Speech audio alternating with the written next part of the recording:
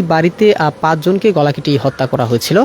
দর্শক, আপনারা যে রুমটি আসলে দেখতে পাচ্ছেন, এই রুমটি ছিল মূলত ফুরকানের মূলত থাকার রুম, এবং এই দুটি রুম নিয়ে মূলত ফুরকান এবং তার পরিবার এখানে থাকতেন। এবং এই রুমটির মধ্যে মূলত ফুরকান তার শ্যালক এবং তার যে 3 সন্তান আছে, 3 সন্তানকে হত্যা করেছে। এবং ঠিক এর পাশেই আরেকটি রুম রয়েছে, যে রুমটির মধ্যে ফুরকান, আমরা যেমনটি জানতে পেরেছি, ফুরকান তার আসলে স্ত্রীকে হত্যা করেছে। এবং সামাজিক যোগাযোগ মাধ্যমে যে একটি ভিডিও আসলে ভাইরাল হয়েছে এবং দেখা যায় যেখানে তার স্ত্রীকে গ্রিলের মধ্যে ঝুলিয়ে রেখেছে। এবং পুলিশ প্রশাসন তার স্ত্রীকে যখন গ্রিল থেকে উদ্ধার করেছিল, সেই গ্রিল বা যে জানালার সাথে বাঁধা ছিল, সেই জানালাটি মূলত ছিল এটি।